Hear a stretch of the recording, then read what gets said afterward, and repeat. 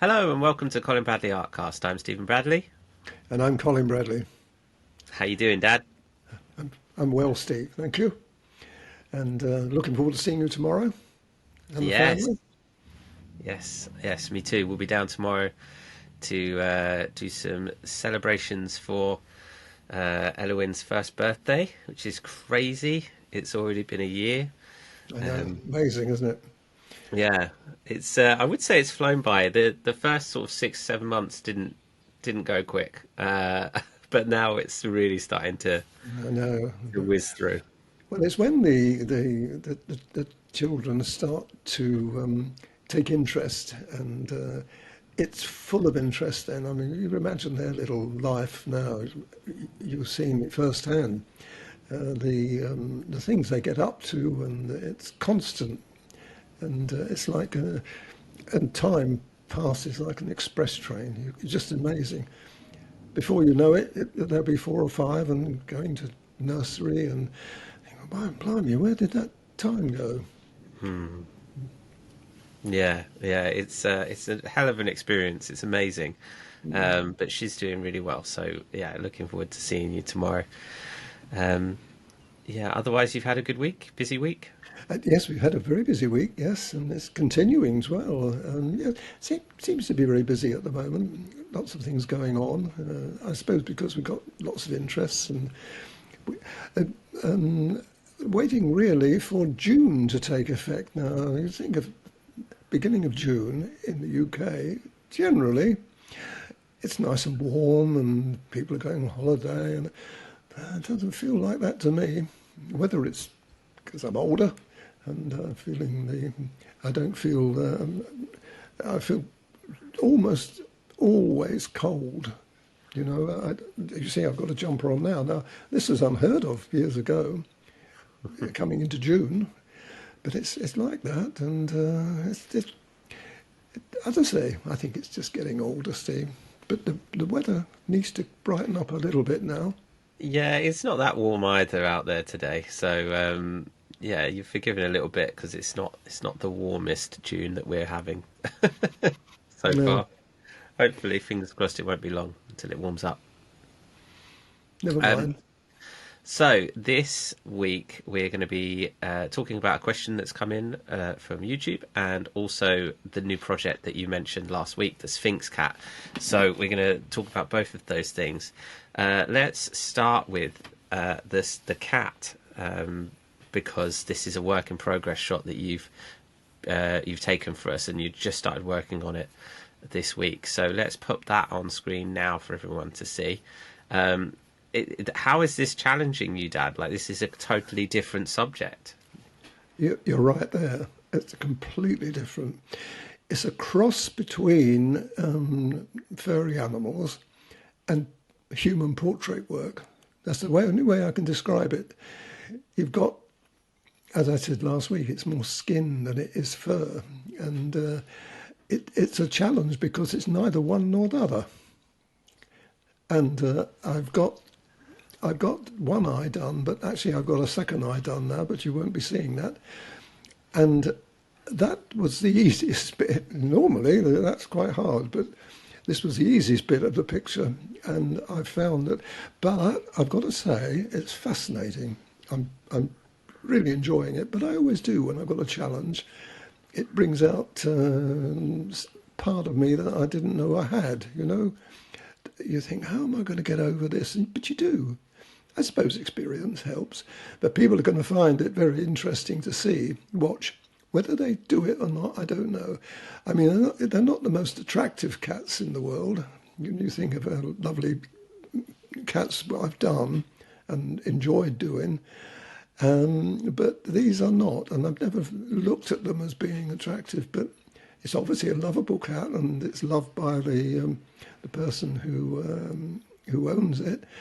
And but as far as the artistic side is concerned, it's challenging, and people will find it. Right. I think we're going to be looking at possibly an advanced project here.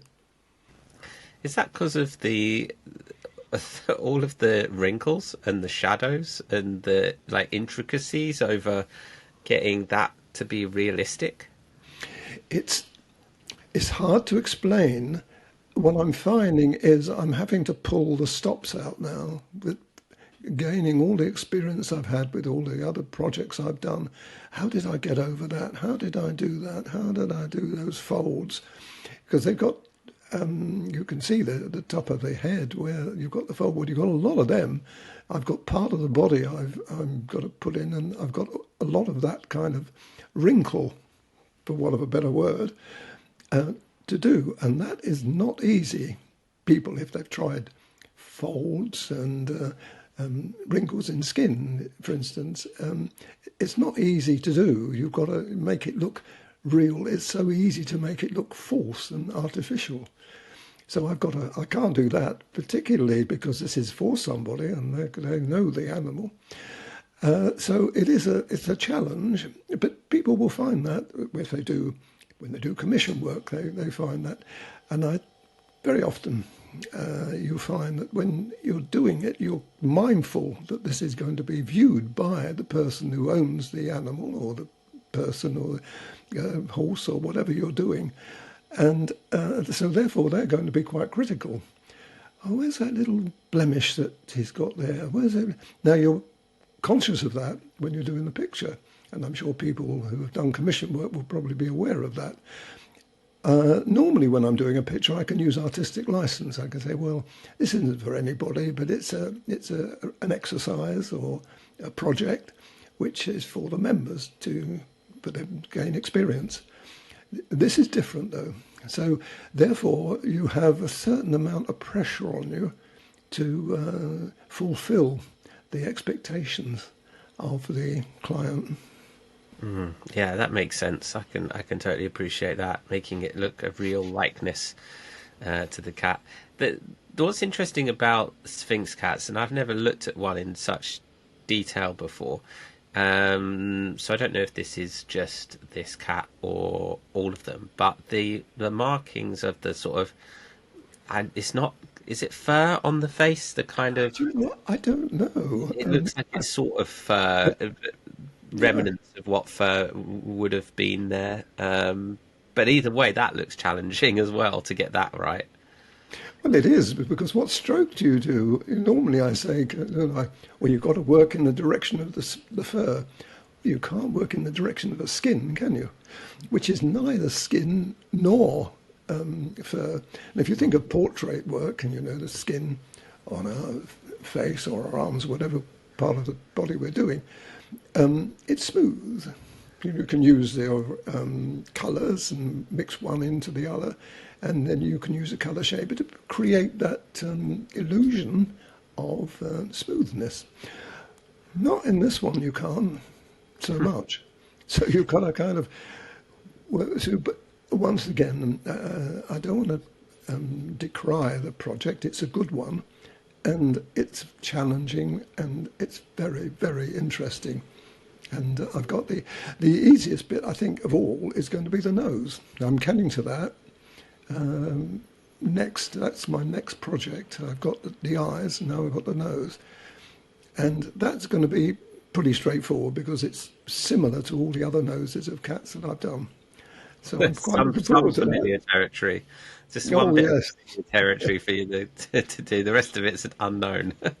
What's hard, though, here, and you notice that the area across the snout, the top of the snout and between the eyes particularly, you've got all sorts of different colours. Now, I've used in the range of probably about 6 or 7 colours, perhaps a bit more than that, to actually produce that tone.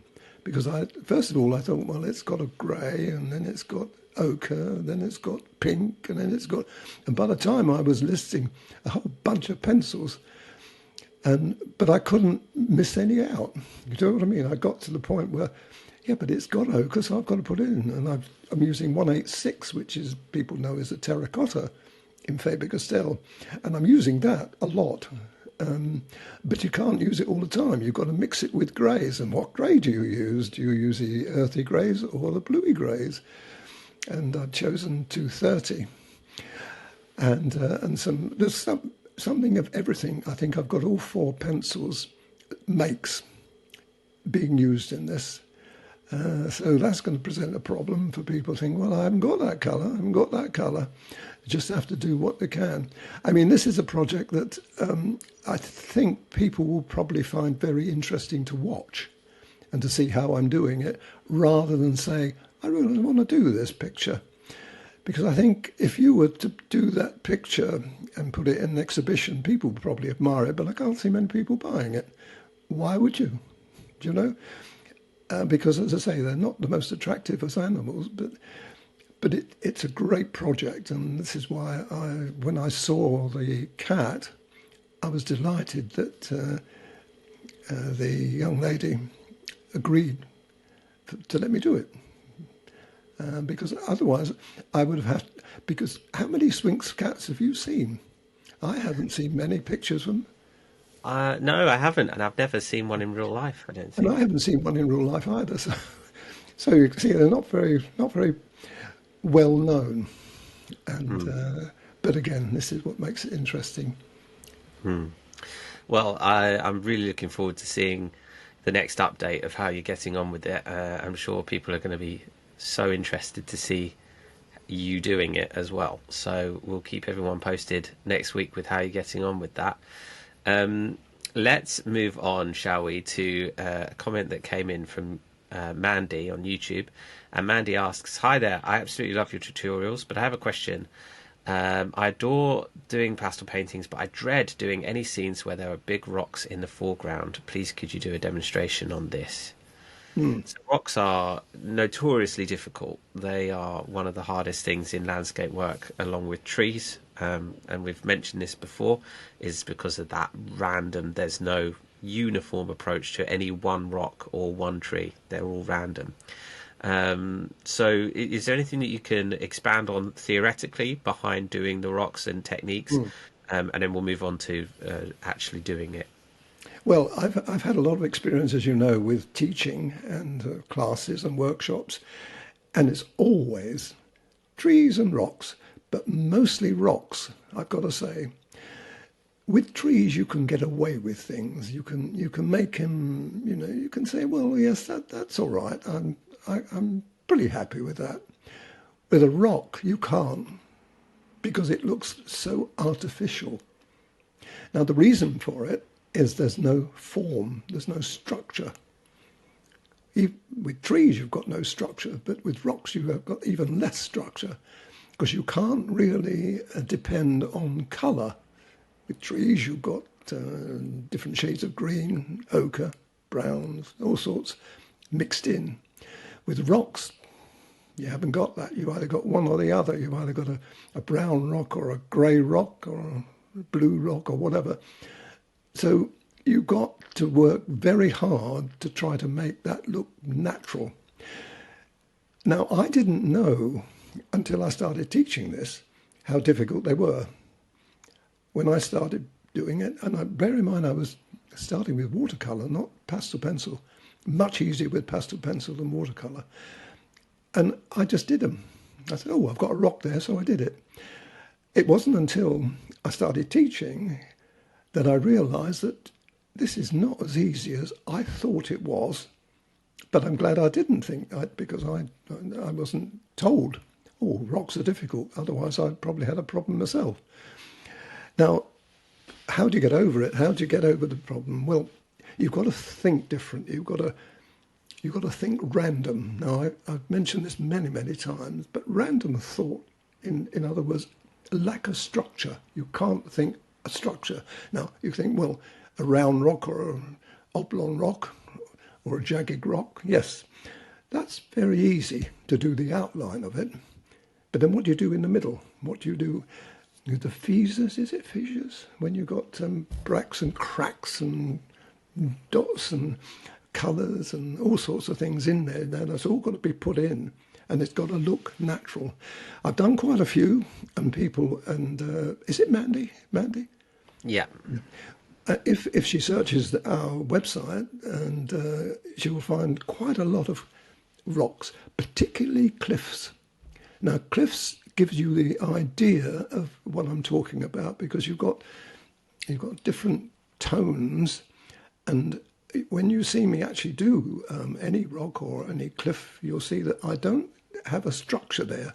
I kind of wiggle the pencil, and magically it works. And that's basically what you've got to do. You've got to throw caution to the wind, really. And the worst thing you can do is think, this is a hard thing. I'm going to really have problems with this. Oh my goodness, it's not working out.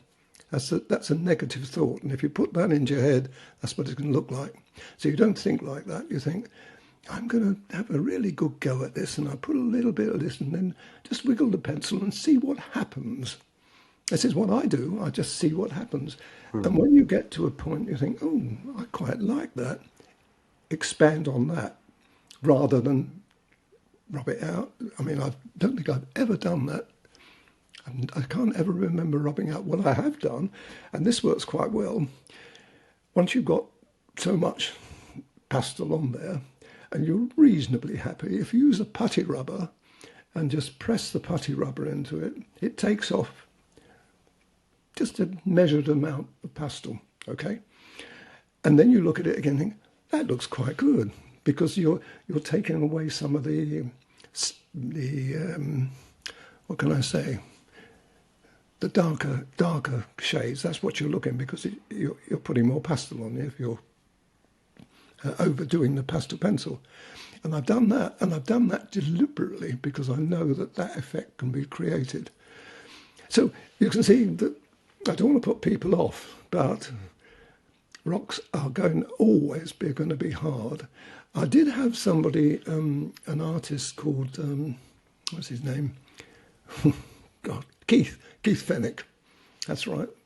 And he used to do rocks all the time in foreground to his landscape work. Now, they were very good. He was very good at it. However, it was a watercolour he used, and although it was good, it didn't really have any believability to it. You know, you kind of think, oh, well, he's made quite a good job of that. And but when you're using pastel pencils, you can refine it much more. You can make it much more attractive. And I must admit, I love doing rocks and I love doing cliffs. Same reason, I suppose, I was talking about the cat earlier, because it's challenging and you think you never know quite what you're going to get. It never turns out the way you think it's going to turn out. And that's how it should be, really. Now, what we're going to do, Steve, is I'm going to do a demonstration. I've got a picture of some rocks, different coloured rocks. It's the usual grey and dark grey mixture, and there's those reddy brown rocks as well. So you've got all in the same picture. It's a photographic reference I've got that was sent to us by Dan. Well, it was a picture that was sent, pictures that were sent by Dan, and this is a section of one of the pictures. So I've got to thank him for the picture, and I'm going to do it as an exercise. So that'll be fun. Excellent. Yeah, fantastic. Because we do have, obviously, as you mentioned, pictures on our website that have rocks in. There are also a few YouTube clips of rocks that touch on it, but we're going to expand on that and do another one. So thanks, Dad. I think that's going to be really interesting. Yeah, sorry to interrupt you, Steve. It just crossed my mind. One that could be looked at is the lighthouse. Do you remember I did a lighthouse with waves crashing over the rocks? That's a good one to look at, because once again it puts into practice all the things that I've been talking about, and they've got different colours in that as well. So carry on, sorry. Yeah, no, it's a great idea, and thank you, Mandy, for sending in the question and for raising that. I'm sure there are lots of other people out there as well that struggle with rocks, so yeah, we'd be delighted to help you and everyone else on that. Excellent. Well, thank you, Dad, for offering your advice and showing us your updated picture of the Sphinx Cat. Look forward to seeing how you get on next week with hopefully another update. If anyone has any questions or anything that they want us to talk about or offer advice on, then as always, get in touch with us. But for now, we will leave it there for this week. So thank you everyone for watching and for listening. I'm Stephen Bradley. And I'm Colin Bradley. Enjoy Enjoy your your week. week.